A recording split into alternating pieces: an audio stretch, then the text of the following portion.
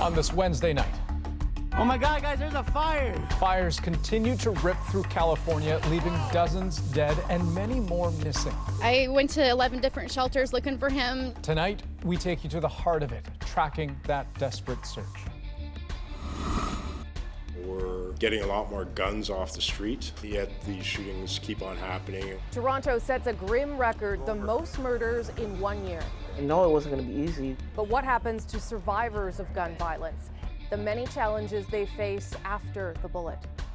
And in depth. Happy birthday. Prince Charles at 70. Service, strong opinions, and scandal. The monarchy might not survive the reign of King Charles III. Tonight we ask, what will he be like as king? This is The National.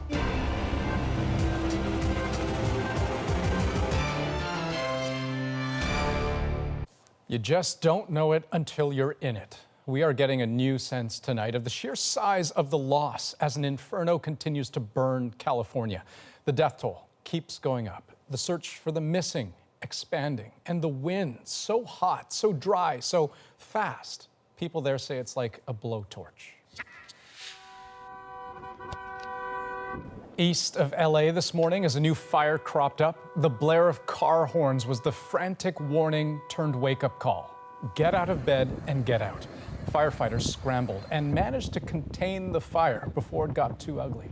It's one of the worst disasters that I've seen in my career, hands down. But in the north, California's deadliest fire in recorded history is still burning. It's been almost a week since it razed the town of Paradise. More than 20,000 people homeless. And now there's looting. 6 arrests. These people have been through a lot, and then to have to worry about other people to come take advantage of them, it's despicable. The burden on victims is immense, from first responders working round the clock, setting the loss of their own homes aside. All your memories are gone. You know, you're back here. Your backyard's gone. I mean, how can an entire house just be gone? To people like this nurse, an evacuee herself, who's turned a church shelter into a medical clinic. There are small victories, to be sure, but the big picture is jarring. There are about a dozen fires burning across the state. In the south, a third death is being investigated in the Woolsey fire in the Malibu area. And in the north, the number of people now confirmed dead in the Camp Fire in the Paradise area, 56. Then there are the people who are unaccounted for. Authorities have released the names of more than 100 people still missing, and there may be even more, because as our Kim Brunhuber shows us, from Paradise itself, search crews have changed their mission from rescue to recovery. A corps of U.S. Army National Guards, engineers from Petaluma, California. It's not every day you get to wear your pajamas. They've trained for this, but for some, this is their first time doing it for real. You guys have identified any casualties? The official term, search and extraction, but they all know what their job really is. Like, your like bathtubs, mattresses, things like that. They're looking for bodies, and the challenge they're facing seems almost insurmountable. It's hard to overstate the scale of the devastation, the smell of burning wood and melting plastic. Here and there, reminders of a happier time, but hot spots still remain. Walking through this wrecked town of Paradise, you get a sense of the challenge facing those searching for victims. So many homes so close together, so many cars to check, so much wreckage and ash to sift through. Because the remains are often so badly incinerated, they have to be identified by teams of anthropologists, some of them university students. We're trying to determine the difference between human remains and non-human remains. Because it can be extremely difficult in these fires to make that differentiation for those of us that are untrained. Like I said, guys, we'll just search this property. The soldiers' first assignment, a farmhouse. This isn't a random stop. Relatives called authorities to say their loved one who lives here is missing. So, into the debris they go. Painstaking work. The message from those in charge of the search, please be patient. This is a daunting task. We feel really bad for the people that don't know what happened to their loved ones. We want to give them some answers. Out there in the rubble, a discovery. Bones. So out comes the coroner. The good news? Animal, not human bones. So it's back into the farm fields, ghosts in the mist. Privately, one soldier told me he's torn, hoping he would find someone and hoping he wouldn't. Kim Brunhuber, CBC News, Paradise, California. Now, there are many Canadians who may understand what Californians are going through. And even at the extreme other end of the continent, a woman in Newfoundland has been touched in a very personal way. She's missing loved ones who disappeared after fleeing paradise. And her best hope now, social media. There's nothing left. They did, as far as we know, they are evacuated. Sorry. It's been a hard few days for Megan Janes. Her uncle, Randy Dodge, and his wife, Paula, have been missing since last week. Janes, who has dual Canadian-American citizenship, has been glued to Twitter ever since, asking if anyone affected by that fire knows where they are. They were late evacuating, but their vehicles were there. But that I don't know the circumstances of how they left or who they left with. But despite being a continent away from the fire zone, her Twitter campaign has gained a lot of traction. There's people actually in California making calls on my behalf. And to pay that kindness forward, Janes has effectively turned her Twitter feed into an information hub for others with missing loved ones. I'm driving probably everybody crazy. I'm posting nonstop. And because I'm posting and saying the address and saying who's missing, people have found their family, but also some people have not, which is the hard part because I feel for them and they feel for me. Officials warn it'll be days before people can get back into paradise because of the air quality. But of course, we will keep a close eye on this story and we'll let you know if Megan does find her relatives. Let's take a look at what else we're working on tonight. A win for Theresa May, at least for now. The British Prime Minister says her cabinet is backing her Brexit deal. What could it mean for her political future? Calgary says no to the 2026 Olympics, but if a city like Calgary doesn't want to host, what does that say about the future of the Games in Canada? But first, new reaction to a CBC News exclusive we brought you last night about the number of convicted child killers who have been moved from prisons to healing lodges. As we've already reported, there have been more than 20 transfers in the last 7 years. That revelation has reignited anger, outrage, and indeed questions over who should and should not be moved. Katie Simpson on what is now a much bigger issue than what was first believed.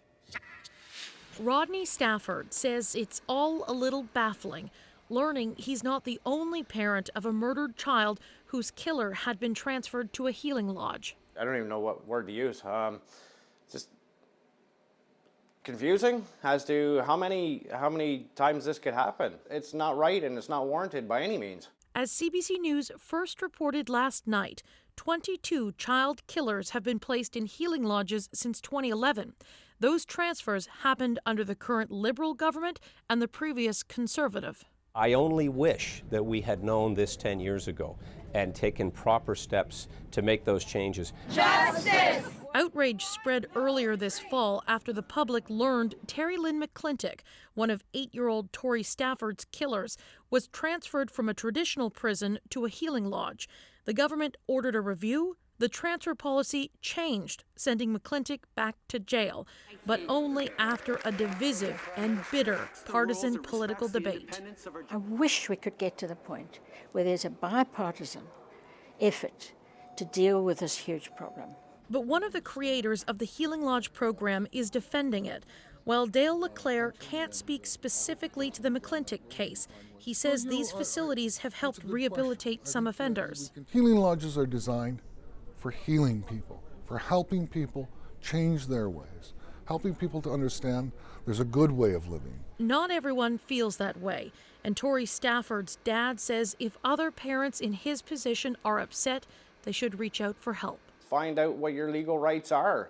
There are some things out there that you might be able to do that you just don't realize that you have a voice for. Stafford says he doesn't think this issue should have been politicized. Instead, he sees it as a mistake that should have brought people together to find a solution. Katie Simpson, CBC News, Ottawa. We wanted to know more about some of the numbers behind these kinds of crimes. So according to Statistics Canada, about 9% of all homicide victims are children and young people. In the last decade, there have been 540 victims under 18 years old. And of those, 276 were under the age of 12, 264 were between 12 to 17. It's worth noting that most homicides against children and young people in this country are committed by family members. Let's turn to Britain now, and its embattled Prime Minister. Had today's cabinet meeting on her Brexit plan not gone her way, Theresa May might well have been out of a job. This is a decisive step which enables us to move on and finalise the deal in the days ahead.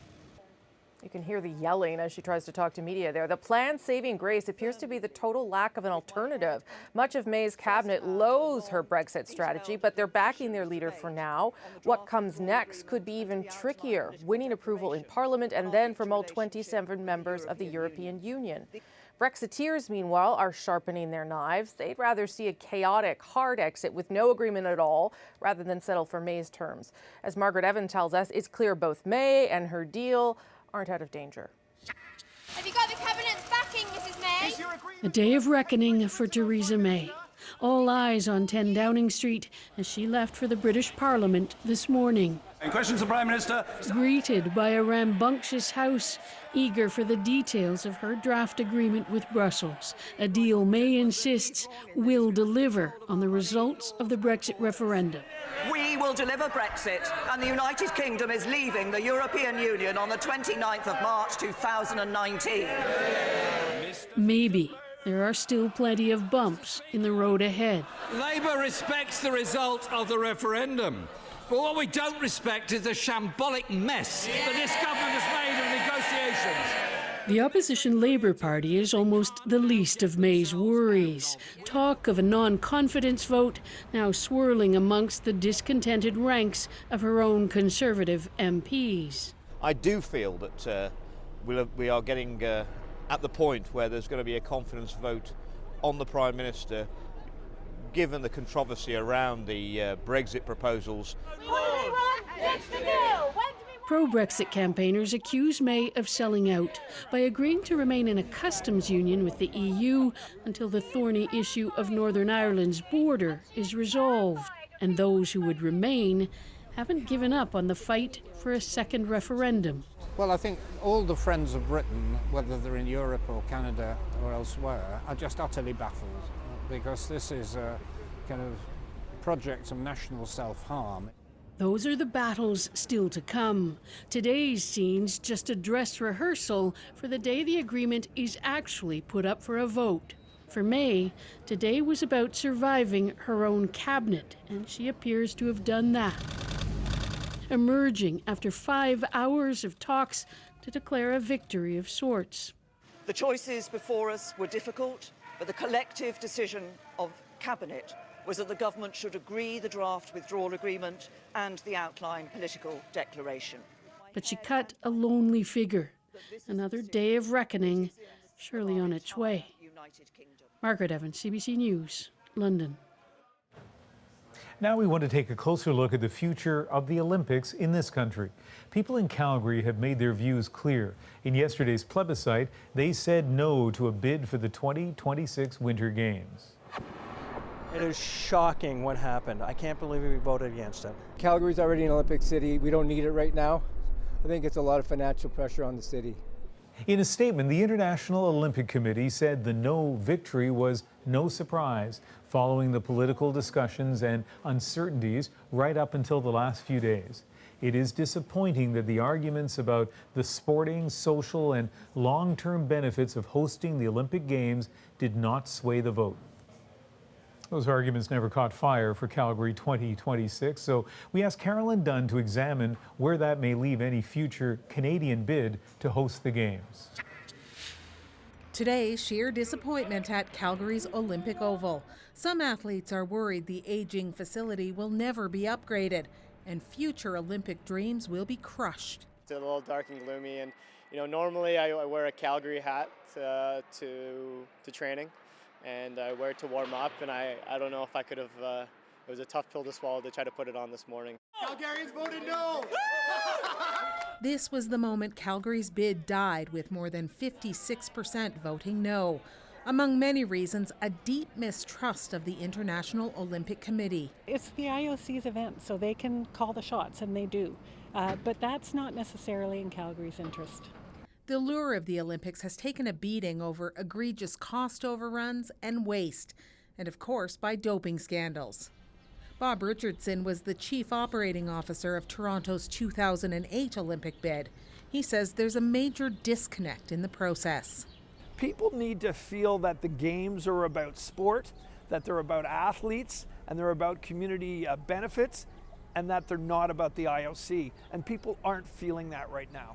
If the IOC can't woo a bid out of Calgary, which already has major Olympic infrastructure, what does that mean for the possibility of a future Canadian bid? They're really flailing about here trying to get bids from any city, let alone North American ones. Sports economist Moshe Lander says if the IOC doesn't overhaul itself and its bid process, the future of the Olympics after Los Angeles 2028 are uncertain. I'm starting to come to the conclusion that the Olympics as we know it is rapidly coming to an end. And that's why I'm saying they've got 5 years to kind of figure this out. Well, it's not the Olympic legacy many in the city were hoping for, but Calgary's no vote may be the most urgent warning to date that the world is changing and the Olympics had better keep up. Carolyn Dunn, CBC News, Calgary. Now that it looks like Calgary is out, that leaves just 2 potential candidates to host the 2026 Olympics. But both of those bids have their own political hurdles. Stockholm is still in the running, but a recent coalition deal to run the city's government has rejected taxpayer funding for the Games. And then there's the joint bid of Milan and Cortina d'Ampezzo. It's pushing ahead, but again without financial support from the Italian government. The IOC vote on the 2026 host will be in June. Now to some of the other developing stories we're watching tonight, starting with the ongoing Canada Post strikes. The Crown Corporation has issued what it calls a time-limited contract offer to workers. That includes wage hikes, signing bonuses, and a health and safety fund. But the deal has to be accepted by Saturday. This offer coming just hours after eBay sent a letter to the Prime Minister urging him to step in and end the dispute. A fierce storm has been lashing Atlantic Canada. There are multiple wind warnings in effect in Newfoundland and Labrador, as well as Nova Scotia, with the potential for gusts of up to 130 kilometers an hour in some areas. That's led to multiple flight cancellations and power outages. I have never struck a woman. I never will strike a woman. I have been an advocate for women's rights my entire career. Michael Avenatti addressing the media tonight, denying allegations of domestic violence. The Los Angeles Police Department says it stems from an alleged incident on Tuesday, adding that Avenatti was booked and released on $50,000 bail. The case, though, now goes to the district attorney's office. And ahead tonight on The National, he spent his life preparing to take the crown. As Prince Charles celebrates his 70th birthday, we take a look at what kind of king he might be. And from restaurants to vape shops, how some are hoping to cash in on tourists looking to explore Canada's legal cannabis market. First, though, we take a look at what happens to survivors of gun violence after the bullets. There is no financial help with physiotherapy, which comes to my surprise, like... Dropping that one hand. Good, good. So what do we do after that?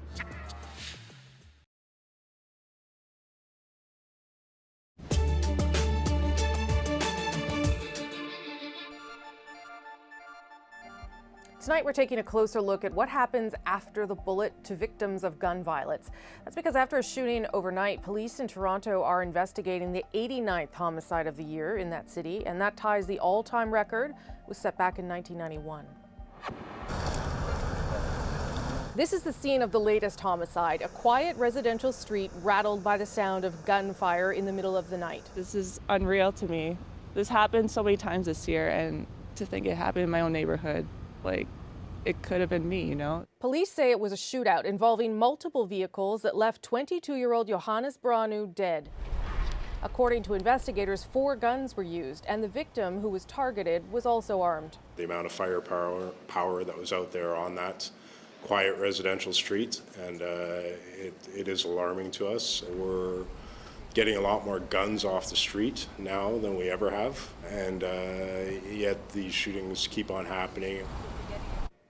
Now, more than half of the 89 homicides in Toronto have involved guns. Add to that the hundreds of other shootings where people have been shot and survived. Those victims often need long-term care. But as Farah Morali tells us, some say they were never offered that help or didn't know where to find it.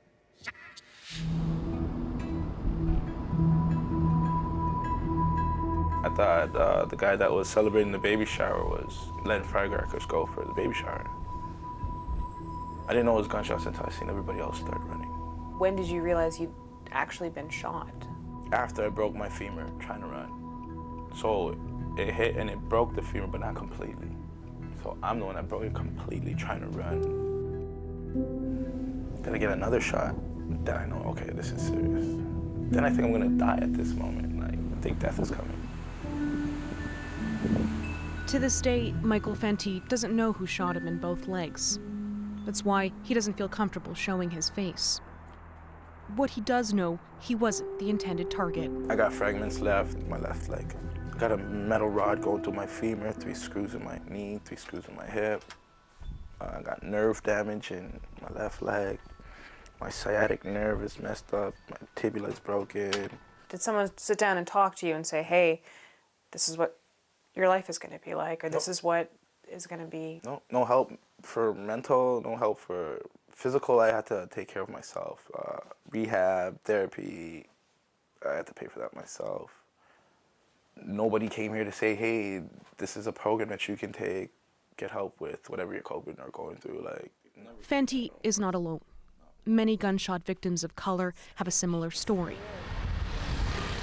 A short, intense stay in hospital, then discharged with little or no supports. Some studies estimate Ontario spends 30% less on mental health care for racialized populations than for white patients. Both men were found without vital signs when police arrived at a birthday barbecue underway for a female. She was shot in the torso and taken to a trauma center in critical condition. I didn't even know I was really shot until after I woke up from surgery. I learned that I wouldn't walk again. Good. Rochelle Lewis struggles to get to rehab twice a week. Bring your left forward, good. A single bullet left her paralyzed on her 28th birthday. I know it wasn't going to be easy, especially living on my own, but I have to fend for myself. Nice and slow. Wait. There is no financial help with physiotherapy, which comes to my surprise. Like, You were dropping that one hand. Good, good. So what do we do after that? Like, what if there are people out there that cannot afford?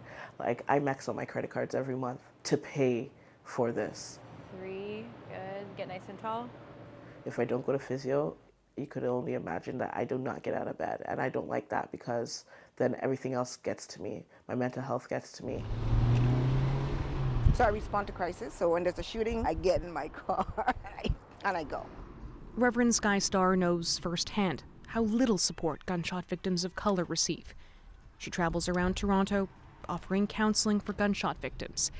She's a trained therapist who does this on her own time because she says no one else does. There's no post-care. There's nothing that's available to say, oh, I know I can go there. If I'm in a crisis in the middle of the night, people call me. Reverend Sky, I'm at this bridge, I'm here, and I'm thinking, oh, good God, this is what happens. Sky says when gunshot victims don't get the help they need, the frustration builds, and they're more likely to continue the cycle of violence. They get suicidal. They have all these pent-up emotions. Of course the cycle is going to continue because they're not getting the care that they need. Nobody's addressing it. Got fired from 2 jobs because of my injuries. So they cut me off and I couldn't pay for therapy anymore. I almost got kicked out of this house. My credit card bills are up. I'm in debt because I couldn't work, because I didn't have an income coming in. If I didn't have a good landlord, I'd probably be homeless. For Michael Fenty, if it wasn't for the birth of his daughter 18 months ago, he says he would have given up. She's given him the strength to psychologically move past being shot. That's my motivation right there, that little girl. Like, I go through all this pain, no problem. I'll go to work. I'm not gonna let this stop me. Like, I survived it, thank God. So I gotta let this be my motivation to go forward now. His hope that by speaking out, others won't have to suffer in silence, the same way he did. Farah Morelli, CBC News, Toronto. Still ahead on The National, 4 million tourists visited Colorado after they legalized pot. And cannabis advocates are wondering why Canada isn't trying to cash in on that market. First, though, some believe he could redefine the crown. As Prince Charles turns 70, we take an in-depth look at what he could be like as king. I always think he's light years ahead of everybody else in terms of his thinking and seeing the bigger picture.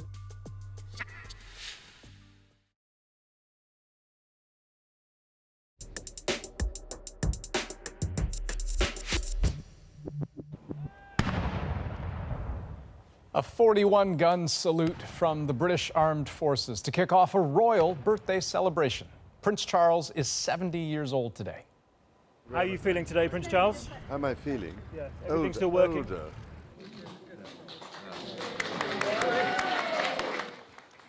Older indeed. Charles celebrated by hosting a special tea party with 70 inspirational people, all of them also turning 70 this year.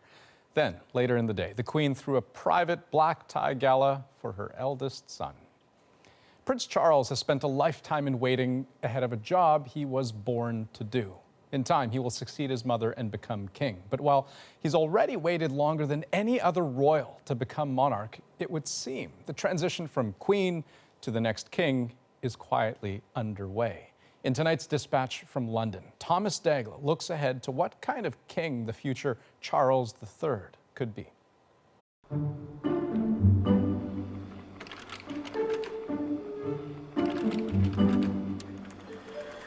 It would be easy to believe Prince Charles can be defined by the ups and downs of his love life, or by all those stories of family drama.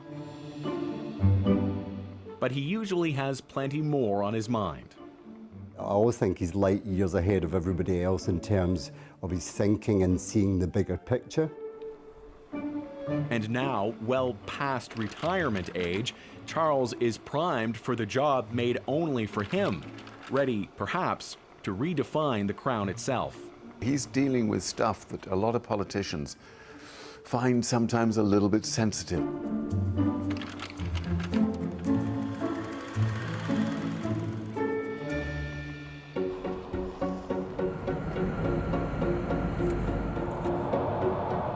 Where better to learn about the future king's priorities than in the Scottish countryside? At an 18th century estate inspired and directed by Charles himself. This is a 2,000-acre property with sprawling fields and buildings. It was all going to be sold off in 2007 until Prince Charles heard about it and had a vision.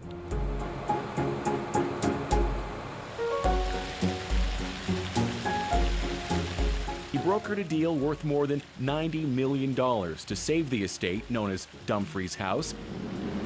Then Charles turned it into an experiment of sorts, using his own principles.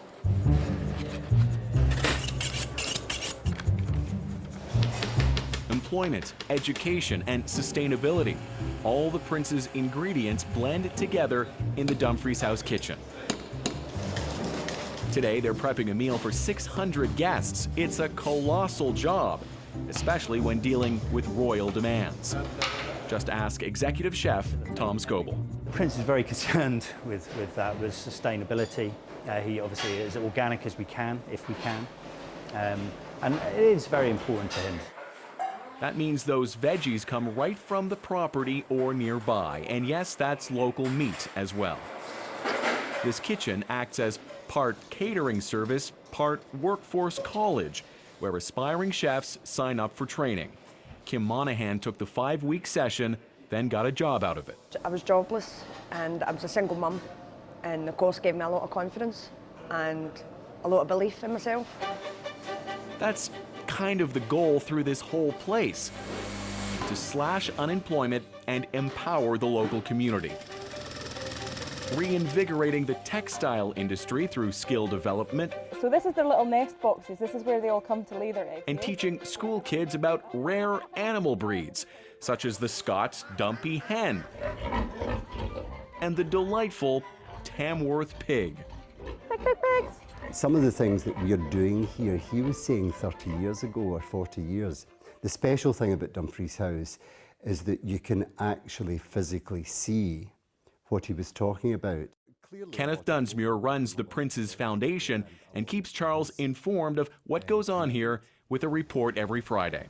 He genuinely cares and is absolutely almost impatient to make a difference to people's lives.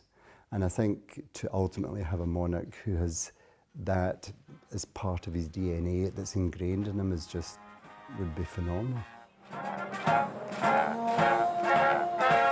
In London, behind all the pomp and pageantry, the old guard at Buckingham Palace is slowly making room for the next man in charge.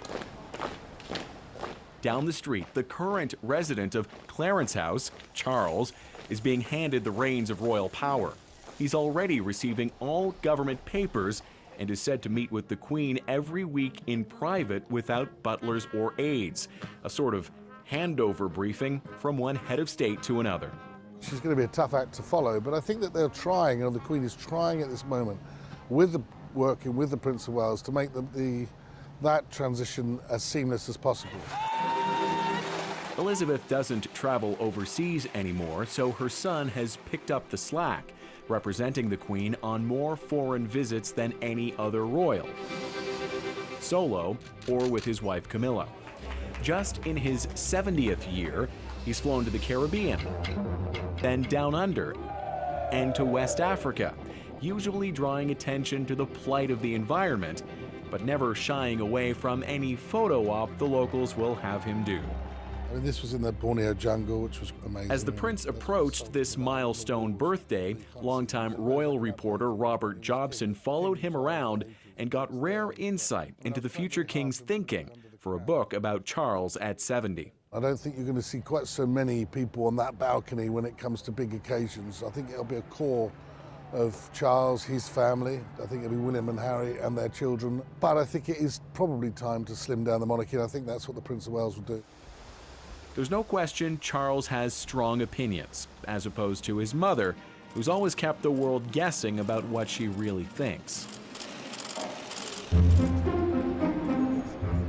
Take, for instance, modern architecture and the case of Britain's National Gallery. It was set for a big extension in 1984, except Charles despised the plan, and he let it be known. What is proposed seems to me like a monstrous carbuncle on the face of a much-loved and elegant friend. 3 decades later, the extent of his secret government lobbying came into sharp focus.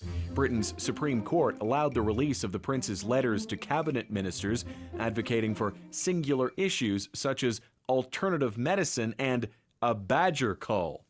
Jobson writes that, as king, Charles would have cautioned then Prime Minister Tony Blair against hurriedly invading Iraq in 2003.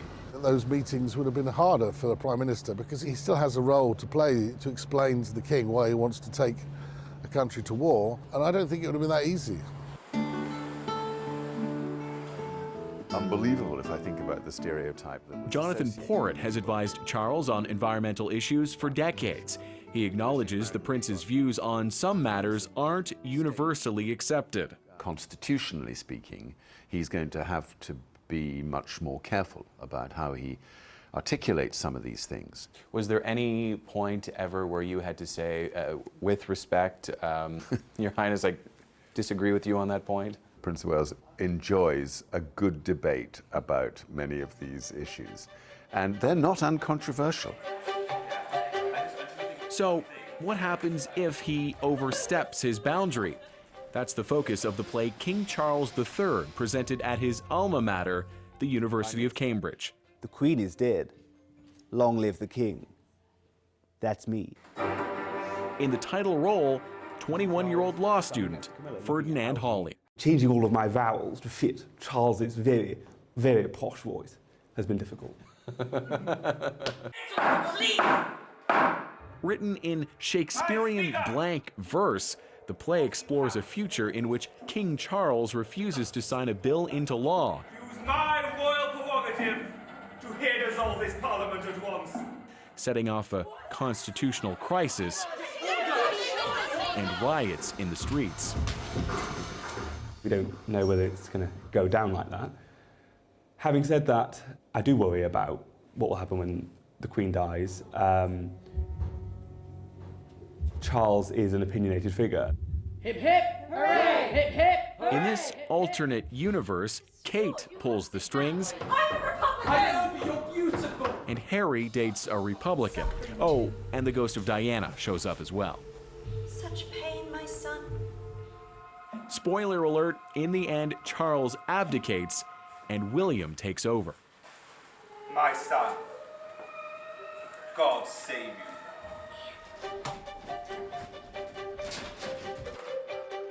It may all be made up, but the move would actually be welcomed by a sizable portion of Brits. Opinion polls here consistently rank Charles among the least popular royals.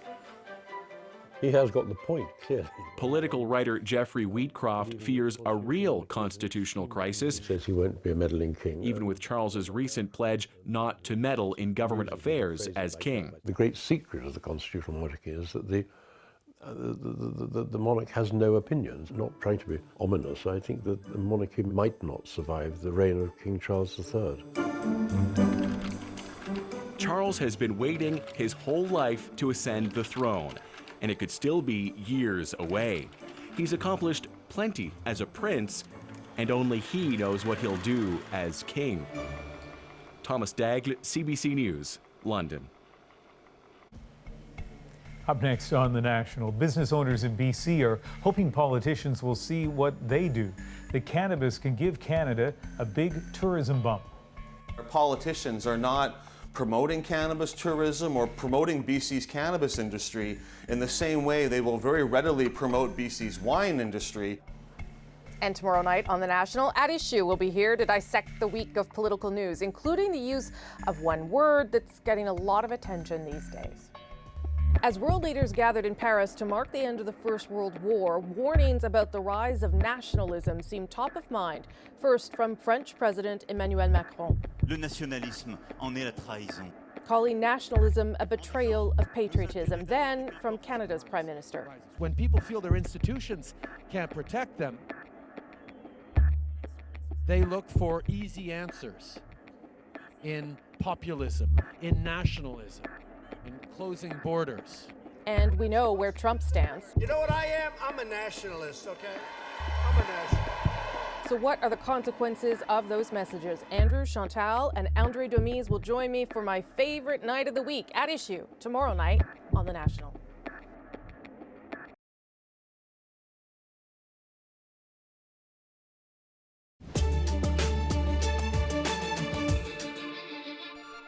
The judge was very, very focused on the key issues in the case. These are very important First Amendment and due process issues that are exceedingly important to free press. CNN's fight against Donald Trump was in court today. The news organization is suing the White House for suspending reporter Jim Acosta's press pass. That's over this incident last week. In court, the government's lawyer arguing the president had the right to decide who has access to the White House. The judge will hand down a ruling tomorrow. And an update to a story we brought you last night, a Canadian war veteran being denied access to a veterans hospital because his wartime service was not with Canada. Gordon Smith served in England during the Second World War, then spent 18 years with the Royal Canadian Air Force. The Minister of Veterans Affairs tonight issuing a statement to CBC regarding the Camp Hill Veterans Memorial in Halifax, saying it will open 25 empty beds to, quote, Allied and modern-day veterans. The 2018 winner of the Soviet Art Award is Kapwani Kawenga. One of the most valuable prizes for artists in Canada has just been awarded to a Hamilton-born installation and performance artist. Kapwani Kiwanga will get $100,000, and her work will be on display at the National Gallery in Ottawa until February the 10th. With recreational cannabis now legal in Canada, the tourism industry sees an opportunity, looking to build a new market for pot-curious visitors and locals. Everything from weed and wine tours to smoke-friendly accommodations. As Brian Stewart tells us, many believe this has huge growth potential. So we're going to do an all-vegan menu tonight. I'm kidding. This is not your typical pre-dinner chit-chat. How many milligrams you want? Travis Peterson is asking how much marijuana they want in their meal on a scale of 1 to 5. That's awesome. The two oldest ladies in the building are both like, as much as you could give me, 6. I'm a 6. This is a 4. Over the past 7 months, the chef has served more than 1,100 private dinners infused with cannabis. We're not doing brownies and gummy bears and your traditional infused food. It's food that you would go out into a restaurant or have, a chef come into your house and make. Peterson has received calls from across the country and from the U.S. about his dinners, but for now, he's trying to keep things small. I think right now we're operating in a gray area. Edibles aren't fully legal. That's why we do these private small events. In the future, he wants to grow his business because, like others, he sees legal marijuana as a new opportunity, and it's not just about local demand. In 2016, an estimated 4 million tourists visited Colorado because weed is legal there. And tour operator Neve Tapiro thinks Canada can cash in as well. He's taking this couple from Wisconsin on a tour of Toronto's vapor lounges. They didn't want to be identified because they were nervous about going back across the border. I want to see Toronto and smoke. But Tapiro says it's difficult to build a tour business when there's still a lot of restrictions. Ontario doesn't have any legal shops, and there isn't much in the way of cannabis-friendly accommodation. The tourism industry has to recognize that the demand is there. So they're cautious by nature, so I think they're going to have a wait-and-see approach. But this BC cannabis advocate thinks provincial governments should embrace an industry that he believes could be very profitable. That our politicians are not promoting cannabis tourism or promoting BC's cannabis industry in the same way they will very readily promote BC's wine industry. But it's still early days. More licensed stores will open and edibles are expected to be regulated next year. The higher the better for me. The higher the better. When that happens, there will be more choice for consumers and opportunities for those who see big potential in catering to people who want to try Canada's legal weed. Briar Stewart, CBC News, Vancouver. Was the cannabis on the asparagus? I didn't understand that part. Up next on The National, our moment of the day. Long-lost sisters are reunited in New Brunswick more than 80 years later, all thanks to a DNA test. She got out of the car, and I was standing there with a dozen roses for her, and she was quite amazed, I think. And we just sort of looked at each other.